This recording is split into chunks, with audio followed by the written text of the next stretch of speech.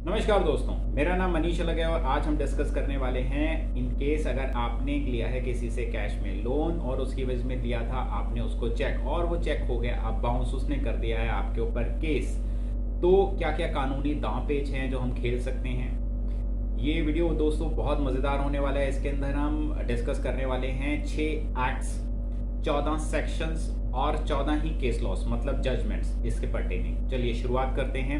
तो अब हम ये देखते हैं कि हम कौन कौन से टॉपिक्स कवर करने वाले हैं। नंबर 1 हम कवर करेंगे section 138 and 139 of negotiable instrument act. दूसरा हम कवर करेंगे क्या प्रोसीजर फॉलो होगा राइट फ्रॉम जब से आपका चेक बाउंस हुआ है टिल द पॉइंट जजमेंट। तीसरा दोस्तों हम देखेंगे कि कौन कौन सी नेचुरल रेमेडीज अवेलेबल हैं आपके पास। चौथा हम देखेंगे रिबटल ऑफ चार्जेस मतलब कि डिफेंसिव अप्रोच क्या रहेगी आपकी। पांचवा दोस्तों हम ये देखेंगे ऑफेंसिव अप्रोच मतलब आपने अपोजिट पार्टी की तरफ कौन कौन से आप उनके ऊपर एलिगेशंस लगा सकते हैं। और छठा दोस्तों हम ये देखेंगे कि कौन कौन से इंपॉर्टेंट पॉइंट्स हैं इंक्लूडिंग टैक्सेशन। और सातवां आखिरी में इस वीडियो को कंक्लूड करेंगे। तो चलिए दोस्तों हम शुरुआत करते हैं definition of section 138 of negotiable instrument act. क्या कहता है ये एक्ट? ये कहता है कि अगर आपका चेक वैलिडिटी के अंदर है और वो बाउंस हो गया है, अपोजिट पार्टी ने आपके ऊपर केस दायर कर दिया है, तो आपको 2 साल तक की सजा हो सकती है इसके अंदर मैक्सिमम, और आपको फाइन लग सकता है double the amount of that cheque amount, और या फिर दोनों हो सकते हैं। दूसरा सेक्शन है दोस्तों section 139 of negotiable instrument act. क्या कहता है? ये कहता है कि आपको एक्यूज्ड मान लिया जाएगा टिल द पॉइंट आप प्रूव हो जाएं इनोसेंट कोर्ट के अंदर। चलिए दोस्तों अब हम ये देखते हैं कि प्रोसीजर क्या फॉलो होगा। सबसे पहला, जब से आपका चेक बाउंस हुआ है उस दिन से लेकर 30 दिन के अंदर अंदर आपकी ऑपोजिट पार्टी को रिटर्न में डिमांड करनी पड़ेगी उस पैसे की, और जब से आपको वो रिटर्न स्टेटमेंट मिली है उससे लेकर उसको 15 दिन देने पड़ेंगे आपको पेमेंट देने के लिए। और ये 15 दिन जब खत्म होंगे उस 15 दिन से लेकर 30 दिन के अंदर अंदर उसको कोर्ट में केस दायर करना पड़ेगा और आपको लीगल नोटिस भेजना पड़ेगा, और उस लीगल नोटिस का आपको जवाब देना होगा। खुद दे सकते हैं या अपने एडवोकेट के थ्रू दे सकते हैं। और इसके बाद अंडर सेक्शन 251 ऑफ सीआरपीसी आपको कोर्ट में बुलाया जाएगा। मजिस्ट्रेट साहब आपको बताएंगे कि आपका ऑफेंस क्या है और आपसे पूछेंगे कि आप गिल्टी हैं या नहीं। और अगर आप ये कहते हैं कि आप गिल्टी हैं तो आपको पेमेंट के लिए कहा जाएगा, और अगर आप कहते हैं कि आप पेमेंट नहीं दे सकते तो आपके खिलाफ जजमेंट सुना दी जाएगी। और अगर आप कहते हैं कि आप गिल्टी नहीं हैं तो अंडर सेक्शन 313 ऑफ सीआरपीसी आपका एग्जामिनेशन होगा, मतलब कि आपसे सवालात पूछे जाएंगे और ये बिना किसी वार्निंग के पूछे जा सकते हैं आपसे, और इसमें जो भी आपने कहा है वो आपके खिलाफ एज एन एविडेंस भी यूज हो सकता है। इसके बाद दोस्तों आर्गुमेंट्स होंगे, और आर्गुमेंट्स में सबसे पहला आप डिफेंस करेंगे अपने ऊपर लगाए गए एलिगेशंस को, उसके बाद आप एलिगेशंस लगाएंगे क्या क्या आपको कंप्लेनेंट के खिलाफ एलिगेशंस लगा सकते हैं। इसके बाद क्या होगा कि या तो आपके खिलाफ जजमेंट आएगी या आपके फेवर में जजमेंट आएगी। Under section 255 subsection 1 of CrPC magistrate साहब आपके जो भी एविडेंसेस आए हैं उसको मद्देनजर रखते हुए आपको निर्दोष साबित करके आपको या तो छोड़ देगी, बरी कर देगी, या फिर आपके खिलाफ जजमेंट सुना दी जाएगी। और अगर आपके खिलाफ जजमेंट सुनाई दी जाती है या किसी भी केस के अंदर आपके पास ऑप्शन होती है फर्स्ट अपील दायर करने की, सेकंड अपील दायर करने की, और अगर सेकंड अपील पॉसिबल नहीं है तो सिविल रिवीजन की एप्लीकेशन दे सकते हैं आप। तो दोस्तों ये था कि क्या प्रोसीजर फॉलो होगा कोर्ट के अंदर।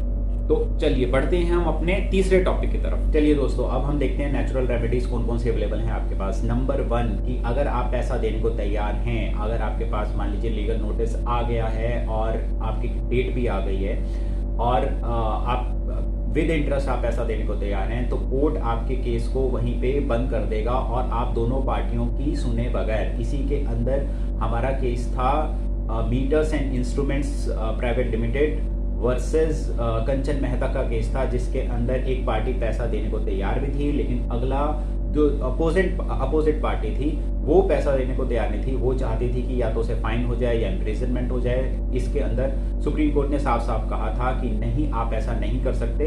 आप अगर आपको पैसा मिल रहा है तो आपको वहीं पे केस खत्म करना पड़ेगा। दूसरा है दोस्तों लिमिटेशन एक्ट के बारे में। ये लिमिटेशन एक्ट ये कहता है कि इन केस अगर आपके पर्टिकुलर केस के अंदर एक टाइम लिमिट सेट की गई है कि उसी के अंदर आपको केस दायर करना है और आपने उस टाइम लिमिट को एक्सीड कर दिया है, तो उस केस के अंदर कोर्ट में केस आने से ही रोक दिया जाएगा, बार्ड कर दिया जाएगा। जैसे कि हमारे केस में था, दैट इज कि अगर आपका चेक बाउंस हुआ है तो 30 दिन के अंदर अंदर उसे रिटर्न डिमांड करनी पड़ेगी। उसके रिटर्न रिप्लाई डिमांड मिलने के 15 दिन तक उसे वेट करना पड़ेगा। उस 15 दिन के खत्म होने के 30 दिन तक के अंदर अंदर उसको कोर्ट में केस दायर करना पड़ेगा। सेक्शन 29(2) ऑफ लिमिटेशन एक्ट ये कहता है कि special acts like negotiable instrument act इसके अंदर आते हैं। और एक और बात की गई है section 142 of negotiable instrument act कि अगर दोबारा से रिप्रेजेंट करता है केस चेक आपका अपोनेंट, तो उससे जो इनिशियली टाइम लिमिट सेट हुई थी वो चेंज नहीं होने वाली, राइट। जैसे कि आपने 1 तारीख को चेक बाउंस हुआ था तो 30 दिन मिले थे वहां तक, और अगर मान लीजिए 15 को उसने दोबारा से रिप्रेजेंट कर दिया तो वो तारीख आगे नहीं बढ़ेगी, वो वहीं पे रहेगी। इसी से पर्टेनिंग एक केस था चहल इंजीनियरिंग वर्सेस वर्मा प्लाईवुड्स का केस था, जो कि जिसके अंदर वो जो टाइम लिमिट दी गई थी 15 दिन खत्म होने के, 30 दिन के अंदर अंदर कोर्ट के पास आना चाहिए था वो केस, वो क्रॉस हो गई थी। इसके कारण वो केस ही बार्ड कर दिया गया था। अगर कोई ऐसा वैलिड रीजन प्रूव कर दे कि जैसे हॉस्पिटलाइजेशन हो गया या एक्सीडेंट हो गया था जिसकी वजह से वो नहीं केस दायर कर पाया, तो इस बात को कोर्ट मान लेगी और केस को एक्सेप्ट कर दिया जाएगा। आइए दोस्तों, अब हम जानते हैं अपने चौथे टॉपिक के बारे में, जो है रिबटल ऑफ चार्जेस। मतलब आपने अपने ऊपर लगाए गए जो इल्जामात हैं उनको डिफेंड करना है।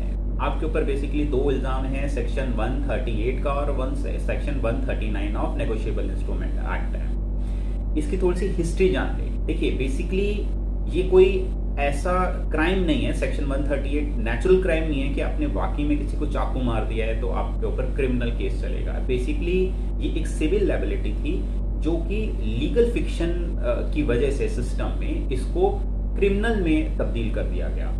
और सेक्शन 138, सेक्शन 139 और सेक्शन 142 ऐड किए गए थे एक अमेंडमेंट के द्वारा, जो कि लागू हुआ था 1 अप्रैल 1989 के अंदर। देखिए, इसके अंदर माननीय सुप्रीम कोर्ट ने 2 केसेस के अंदर जो कहा था मैं आपको बताता हूं। नंबर 1 एक था नरेंद्र सिंह का केस, दूसरा था PN कृष्णा लाल का केस।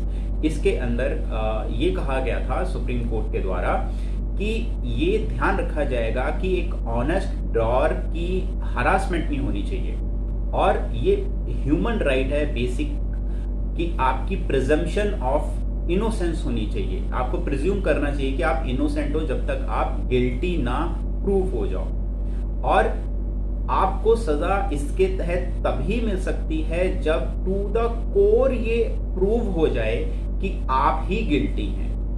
फर्दर अगर हम चलते हैं तो ईश्वर वर्सेस जायसवाल का केस था, जिसके अंदर सुप्रीम कोर्ट ने ये कहा था कि किसी को स्ट्रेटेजिकली इम्प्लांट करने के लिए इस सेक्शन का यूज नहीं किया जा सकता।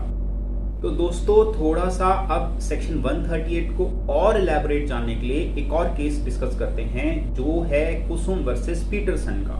इसके अंदर माननीय सुप्रीम कोर्ट ने 2 बातें कही थी जो कि आपको इंडिपेंडेंटली प्रूव करनी है सेक्शन 138 के तहत किसी को एक्यूज करने के लिए। नंबर 1, क्या उस ड्रॉअर ने ही साइन किया था चेक? क्या उसी ने लिखा था और क्या उसी ने कंप्लेनेंट को दिया था? दूसरा, कि उसके अंदर स्पेसिफिक पर्पस क्या था उस चेक को ड्रॉ करने का? कहीं ऐसा तो नहीं कोई डोनेशन थी या कोई सेल ऑफ गुड्स के अंदर कुछ ऐसा था? बेसिकली आपको क्या करना है, आपको उन्हें चैलेंज करना है। जरूरी नहीं कि आप कोई ऐसा पुख्ता सबूत दो कि ऐसा नहीं था, आप उसको अगर प्रोबेबलाइज भी कर दोगे इन दोनों को, तब भी आपकी बात बन जाएगी। जैसे एक केस था विभीषण वर्सेस शिवशंकर का, आंध्र प्रदेश हाई कोर्ट का केस था, जिसके अंदर एक्यूज ने ये प्रोबेबलाइज कर दिया था कि उसने वो 40,000 का लोन नहीं लिया। अब हम दोस्तों थोड़ा सा इलैबोरेटली जानते हैं सेक्शन 139 के बारे में। दो केसेस हैं इसके अंदर, एक तो था कुमार वर्सेस शर्मा का, दूसरा था जॉन वर्सेस वर्गेश का केस था। इसके अंदर ये कहा गया था कि अगर आप प्रोबेबलाइज भी कर दो कि आपने लोन लिया था या नहीं लिया था, या आपने चेक लिया था या नहीं लिया था, तो भी इसके अंदर जो बर्डन ऑफ प्रूफ है ये शिफ्ट हो जाएगा वापस कंप्लेनेंट के ऊपर। फर्दर सेक्शन 139 ये कहता है कि दो चीजों के अंदर ये आपकी हेल्प नहीं करेगा। नंबर 1 कि चेक क्या वाकई में साइन किया था एक्यूज ने। दूसरा इंपॉर्टेंट चीज कि बेसिक जो बर्डन है प्रूफ करने का कि वो लीगली एनफोर्सेबल डेट है या नहीं, ये आ जाता है वापस कंप्लेनेंट के ऊपर। तो उसको ये प्रूफ करना पड़ेगा कि यस, ये जो मैंने इससे चेक लिया था ये अगेंस्ट एक लीगली एनफोर्सेबल डेट के अगेंस्ट लिया था। तो ये दोस्तों हमने डिस्कस किया था रिबटल ऑफ चार्जेस का, जिसके अंदर आपने डिफेंड किए थे अपने ऊपर लगे हुए दो इल्जाम, वो थे सेक्शन 138 और सेक्शन 139। इसी के साथ दोस्तों हम बढ़ते हैं अपने 5वें टॉपिक की तरफ, जो है आपकी ऑफेंसिव अप्रोच क्या रहेगी। आप अपनी अपोजिट पार्टी के ऊपर क्या क्या एलिगेशंस लगा सकते हैं। नंबर 1 जो सबसे इंपॉर्टेंट है वो है आपको ये प्रूव करना है कि ये एक लीगली एनफोर्सेबल डेट नहीं है। Under section 269 SS of income tax ये कहता है कि अगर आपने कोई लोन ऐसा दिया है जो आपने अपनी बुक्स ऑफ अकाउंट्स में नहीं लिखा, तो वो एक लीगली एनफोर्सेबल डेट नहीं होगा। Further 269 A of income tax ये कहता है कि अगर कोई अनएक्सप्लेन्ड मनी है जो आपकी बुक्स ऑफ अकाउंट्स में नहीं है और उसका आप सोर्स ऑफ इनकम भी नहीं बता पा रहे, या फिर आपने सेटिस्फैक्ट्री रिप्लाई नहीं किया, तो वो आपकी डीम्ड इनकम मान ली जाएगी और उसके ऊपर आपको इनकम टैक्स देना पड़ेगा। Section 69B of income tax same यही बात कहता है, लेकिन वो इन्वेस्टमेंट के बारे में कहता है। इसके पर्टेनिंग दो केसेस हैं। एक तो संजय मिश्रा वर्सेस कनिष्का कपूर का केस था, जो 15 लाख के डेट का केस था, और इसके अंदर आपके ना तो लोन डॉक्यूमेंट साइन हुए थे, ना उसने बुक्स ऑफ अकाउंट में शो किया था, ना अपना सोर्स वो बता पाया था, सेटिस्फैक्ट्री रिप्लाई कर पाया था। तो 15 लाख का जो दोस्तों जो ये केस था ये खारिज कर दिया गया था। मतलब कि ये मान लिया था कोर्ट ने कि ये इलीगली इन्फोर्सेबल डेट नहीं था। और दूसरा दोस्तों केस था पंकजाक्षी वर्सेस मैथ्यू का, जिसके अंदर 2.5 लाख का केस था और इसके अंदर प्रॉमिसरी नोट भी साइन किया हुआ था, लेकिन सोर्स ऑफ इनकम नहीं बता पा रहा था वो। तो ये कोर्ट ने कहा था कि कोई भी कोर्ट अगर इलीगल मनी के डेट है का केस है, तो कोई भी कोर्ट इसके अंदर हस्तक्षेप नहीं करेगा। तो बट ये एक्चुअली में था मनी रिकवरी का केस, लेकिन अगर चेक बाउंस का होता है तो वो चैलेंजेबल होगा। अगर आपके बीच में ओरल कॉन्ट्रैक्ट हुआ है तो सेक्शन 10 ऑफ कॉन्ट्रैक्ट एक्ट ये कहता है वो तभी एनफोर्सेबल होगा अगर इसके अंदर फ्री कंसेंट हो, लॉफुल कंसिडरेशन हो, लॉफुल पर्पस हो और वो वॉइड डिक्लेयर ना किया हो। तो इन चारों अगर पॉइंट्स को आप चैलेंज कर सकते हैं तो भी आपका केस आपकी फेवर में जाएगा।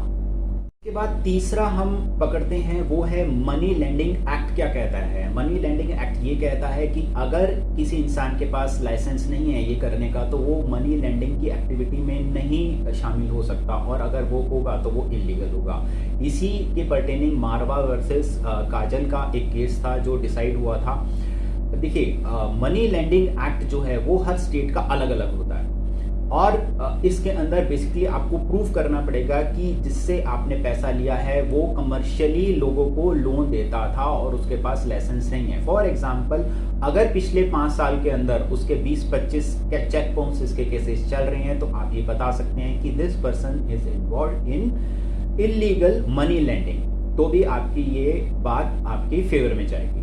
चौथा दोस्तों, हम ये देखते हैं इंटरेस्ट एक्ट 1839 क्या कहता है। वो ये कहता है कि अगर किसी लोन के अंदर रीजनेबल रेट ऑफ इंटरेस्ट से भी ज़्यादा आपको हाई चार्ज किया जाता है तो उसको हम यूजुअली लोन्स कहते हैं। और सेक्शन 34 ऑफ सीपीसी ये पावर देता है कोर्ट को कि वो आपका रेट ऑफ इंटरेस्ट कम कर सकता है फ्रॉम एनी पीरियड, मतलब कि कोर्ट के आने के बाद का पीरियड और कोर्ट से आने के पहले का पीरियड। सेक्शन 34 ऑफ सीपीसी के तहत 2 केस डिसाइड हुए थे। एक तो रवि वर्सेस दास का केस था जिसके अंदर 1 लाख का केस था और 21% सेट हुआ था जिसको कोर्ट ने कर दिया था 12%। और दूसरा केस था सतीश वर्सेस राजू का केस था, वो 14 लाख का केस था और ये इनिशियली 24% पे सेट हुआ था जिसको कोर्ट ने 9% कर दिया था।